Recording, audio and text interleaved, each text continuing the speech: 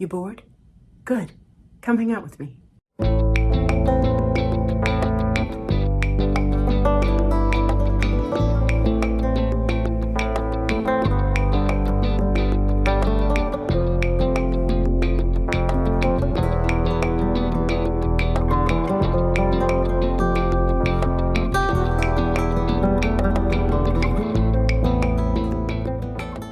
Hello, and welcome to my second YouTube episode. Hoo, hoo, hoo, hoo, hoo, hoo, hoo. I don't know, that wasn't a very good cheer. Hold on, let me try it again. Hello, and welcome to my second YouTube episode. Yay! I would love to put in audio, but I have not figured out how to do that yet. But give me some time. I will learn. Also, I got some feedback, and I heard that in the first video, the transitions were a lot. I'm sorry. It's just because I'm learning how to speak and get my point across, but also keep it authentic and casual and myself. So it's a balance, but I'll get better. I'm a fast learner. Yay. It's Friday the 3rd. I'm feeling spicy. I didn't think that in just my second episode, I would be going to a not so nice place, but I got to tell you, all week, I have been having the worst customer service experiences where people are just not responsive. And I don't know what happened because in some of these instances, I am either a current customer, a current member, or a previous customer. So either way, they got some money from me. And that's an important point to note, okay? And it kind of got me thinking about what it means to be in service, to have great customer service, and how we show up both in our business and in our artistry. I've had a lot of experiences working in this business for so many years, and when you work in indie film, when you're trying to create, when you have friends and colleagues and peers who are also trying to create, you learn how to give people grace, how to give them leeway. Excuse me. You learn how to say, I know that you're working on limited resources, so I'll work with you. And it's always great when people can pay you. It's always great when you can pay other people. But sometimes it's about more than just money. And I think what I wanted to talk about today was this idea of self-worth and how, as the artist, you often don't know if you bring real value until someone values you at a certain price, which comes through in how much you get paid to do a job, what your quote is. And a quote is, when you work in the business, there might be a base salary, and then there might be, of course, higher salaries that are more representative of your career and your experience and what your name carries. And so I started thinking about this thing of self-worth and customer service. And it got me to thinking that I think there's something really important about showing up like you're worth what someone hasn't offered to pay you yet. And I also think that's a two-way street because as an artist, your audience, that's your customer. An entrepreneur, whoever's buying something from you, that's your customer. But there's also your potential customer. That's a really big one. Your potential customer. It's not just about where you are now, it's where you envision yourself being. And there's this really weird balance that I know I'm struggling with, where I feel my value is here because I know the amount of work that I'm putting in. I know how many times I'm reading my scripts and rewriting them and getting feedback from them and submitting them to different programs and contests. And you know, I've been writing for a long time. Okay. I finally feel like, okay, I think I know what I'm doing here. I'm writing things that I love to read. I'm creating a new value for myself based on the work that I put out and what I'm creating and the way that I'm creating. There's a lot to be said about passion. There's so much to be said about passion and being passionate about what you do and what your goals are. Because here's the trick. If you're passionate about what you do and it truly comes from like a pure place in your heart that just loves to do this thing or just feels like you're being called to do this thing, this is it's bigger than just accomplishing a goal or getting a job. If you were in that place, you were actually unstoppable. Yeah, it's almost like a superpower. And so these days, I'm working my butt off, and I'm currently working to fund Foster. This is a musical short film with young performers, and I wrote the script. I'm continuing to write it and to bring out more. But it's a great project. It has a cultural impact component, and I love it. And I'm currently working to get it funded. And the goal in getting Foster funded this year is to eventually use it for proof of life for my first feature called Group Home, which is already written, and super proud of it. It took me several years to write my first feature, but I absolutely love it, and I've been getting amazing feedback from it, and I'm eager to bring this story to life. So that just gives you the big picture of where I'm at right now. I'm in this place where I know I've done the work and I've heard from enough people that the work that I'm creating is quality and that I am creating stories and worlds that deserve to be funded. Multiple people have told me that. But I'm also very much Little Miss Nobody, everyday person who's sometimes very surprised at how people can be so quick to be dismissive and to disregard basic human decency and boundaries.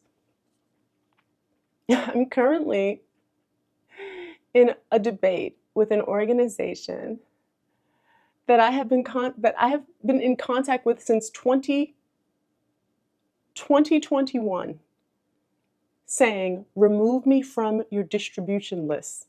They inundate you with email. I already had an exchange with one of their employees years ago. Stopped getting emails, was like, awesome, glad that chapter's closed. And they've literally started emailing me again. I mean, multiple emails a day. And I've said multiple times now, unsubscribe me. Here's the thing, I know what you're thinking, just press the unsubscribe button. They don't have an unsubscribe button. They have a go to your account and change your preferences. I haven't had an account with this business for years. The crazy thing is this is an organization I paid money to.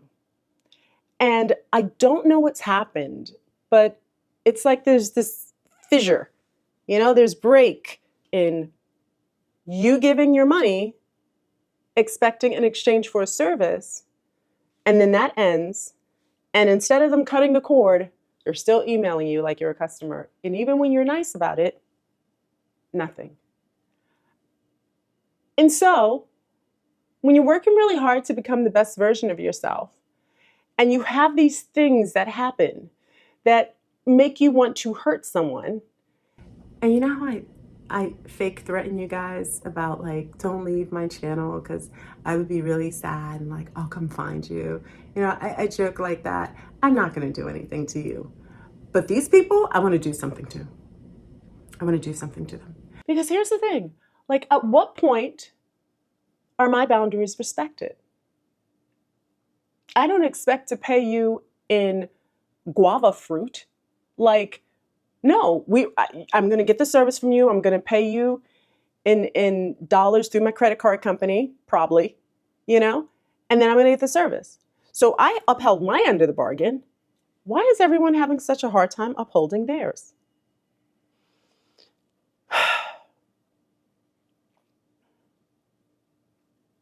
A second story. I had someone I had reach out to me this week, and I literally haven't spoken to them in 10 years. And it's a friend of a friend, and she's lovely. And it was, because I don't speak to her at all, when she reached out and told me to call her back, I'm like, oh, let me give her a call back.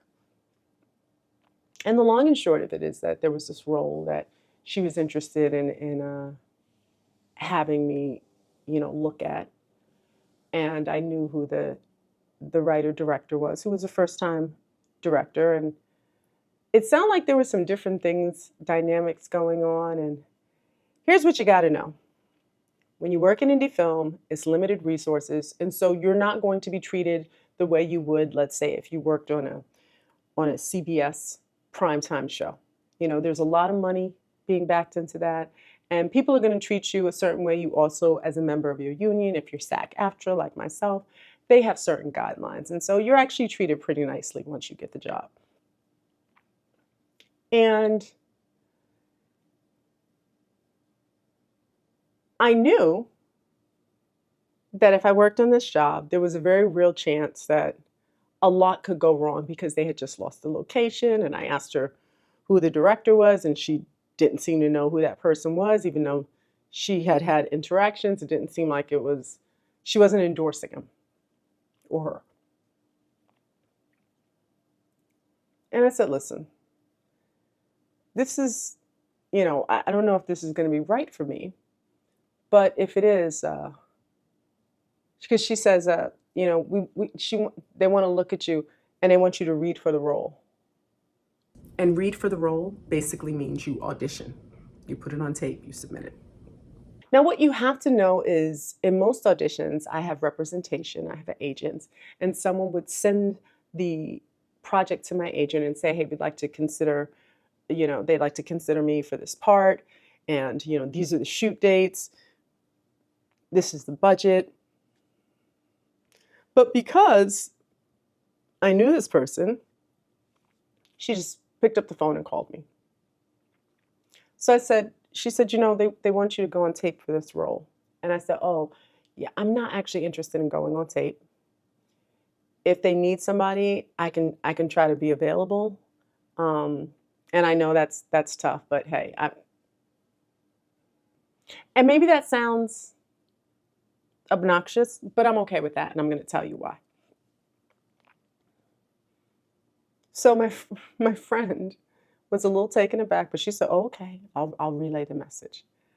And an hour or so later, I got an email asking me to sign a non-disclosure agreement where you won't discuss the contents of the script. So I signed that, and then I get an email saying, "Okay, we're looking forward to seeing your tape."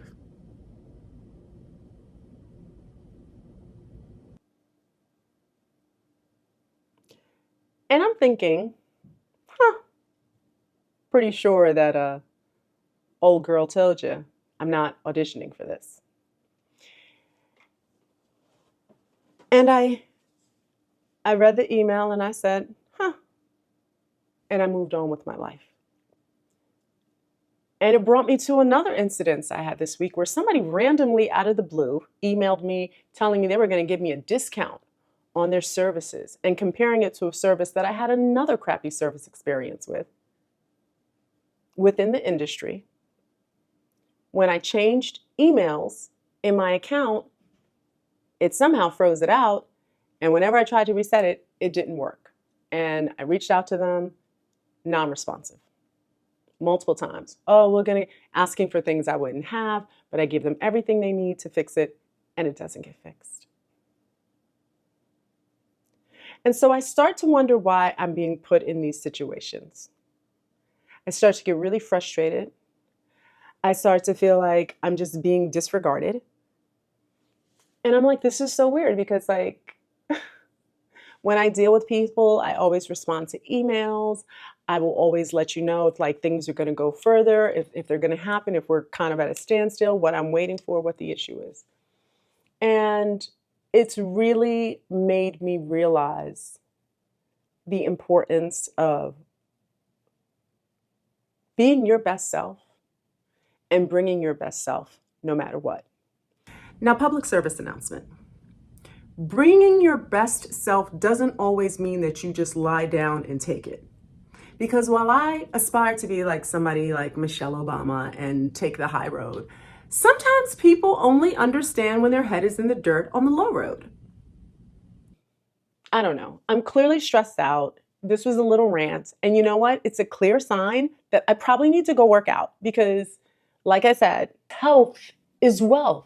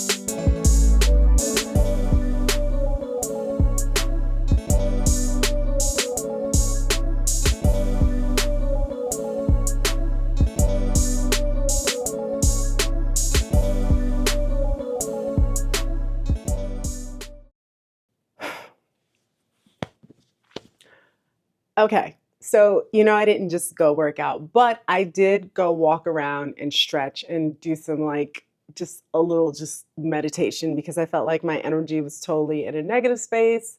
And I do believe that sometimes you should vent and you should talk about your pain points because somebody else may have that same pain point. And by the way, if you have a poopy customer service experience, talk about it in the comments because I want to hear it. I think I hit my mic. Sorry. I'll repeat that. If you have a bad customer service experience you want to share, put it in the comments because I think I want to know if I'm the only person. Like I'm really starting to believe customer service is a lost art. But then I look at businesses like McDonald's. I don't care what McDonald's you go into when you go into it, and I don't eat McDonald's like that anymore. Although in LA, in Studio City, there is a drive-through McDonald's on Lancashire that has the best breakfast, and I still go through drive-through and get their breakfast. That is the McDonald's I eat at. That's not the point. The point of this is that even when you go to McDonald's someplace, like, you may have people hanging out at McDonald's that, might be a little questionable, might be going through something, but you're still going to be able to get your burger. You're still going to be able to get your fries, your filet of fish, your Big Mac. Of course, the ice cream machine probably isn't going to be working, but we know those are the rules of engagement with McDonald's. But nevertheless, it's still going to be a relatively clean establishment because McDonald's is around for so long because they're going to make sure that you have that customer service experience. Disney. You might go to Disneyland and the teacup ride is probably never going to be out of order. But even if it is, let's say hypothetical, teacup machine's out of order. Everything else is still going to work. And they may even give you something to acknowledge the fact that something was missed in your experience at the best place on earth, because the teacup machine was out, the teacup ride. And all I'm saying is, I truly don't believe that customer service is dead, although sometimes living in New York City, you pay a lot and get very little. But I know that these businesses have been around for decades because they are quality businesses. And so I took a little time and I kind of went through my thoughts and I said, you know what? I can never let someone else's actions bring me down to a place where I'm not proud of the way that I showed up that day. And don't get me wrong, I sent a spicy email today. I sent a very spicy email to this company that won't stop emailing me. It was funny though, because spice and humor, I'm hoping that somebody reads it and actually just does a job of removing me from their database. Sometimes I think we get in these situations where we have to remind ourselves of who we are. Which brings me to my final thought on self-worth and the idea that there's something to be said for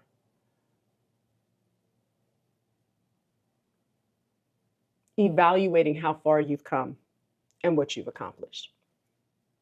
And the last episode that I worked on, which was just earlier this week, it forced me to kind of go through my career moments, which I don't sit around and think about. And when you're trying to get projects off the ground as a director, as a producer, it's tough. You know, you're looking at today, the future. You're not thinking about what you did years ago. But in doing that, it kind of reminded me, like, you've been in this business a long time. And it's okay to want to get the validation from other people because, truth be told, that's often how we value ourselves. Our net worth is based on what someone has paid us, how much we've earned, what's been passed down from our family from one generation to the next. But in reality, you bring so much to the table that you don't even realize that has nothing to do with anything other than the person you are and the way you choose to interact with the world around you.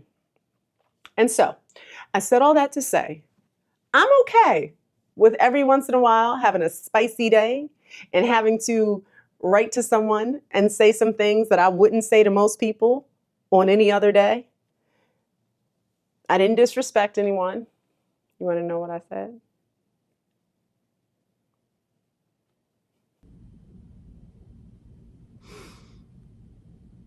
I asked them who I had to sleep with at the company to get them to unsubscribe me. And I'm hoping, I use a little more colorful language than that, but I'm hoping that that silly question will get somebody to laugh and then take the time to actually remove them. Because the next step is I put them on blast. And I don't want to do that. I really don't want to do that. I would rather be a victor in my life than a victim of someone else's unprofessionalism. And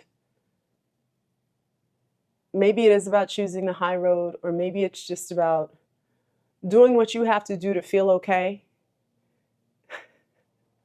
As the girl from Brooklyn that does not allow anyone to bully her. But also saying, I'm past this nonsense. You've been blocked. And yeah, I might start saying things, so definitely stop emailing me. But more importantly, it's Friday. Woohoo! Freedom Friday. And I'm going to go do something really nice tonight. I'm going to go out to dinner with a friend. So come with me. You know, I actually, in retrospect, I already recorded this and I didn't get enough, but it had some really cool footage of Times Square. So enjoy.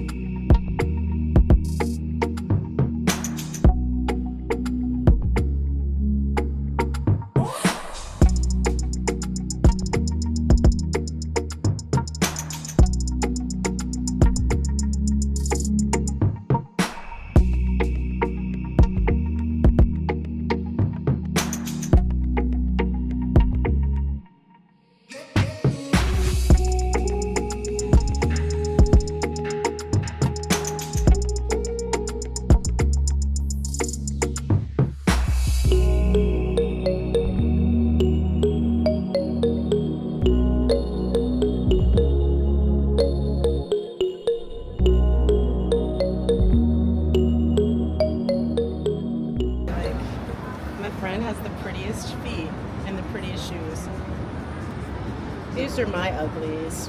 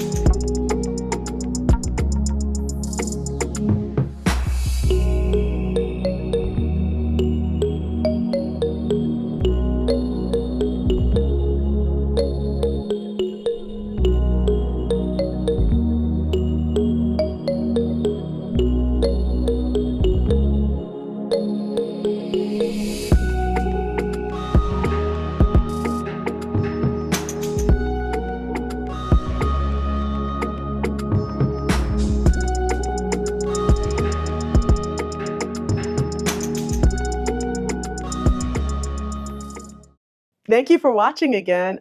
I really am sorry about like ranting so much, and I won't do that in the future, but I felt like this was the thing that was just on my mind, and I really do want to know, like I talked about community, and I want to know if you've had frustrations with customer service, or if you've identified as an entrepreneur or an artist a better way that you can be of service or provide service or kind of attract new customers to you. Wow, 2 down. Infinite number of YouTube videos to go. I'm so looking forward to it. Listen, guys, I hope you had a good time. I hope my complaining wasn't too much. I hope I wasn't complaining. Anyway, thank you for listening. Yeah, I guess I'll give you an update. I don't have any updates, but you know, yeah, I'm in limbo.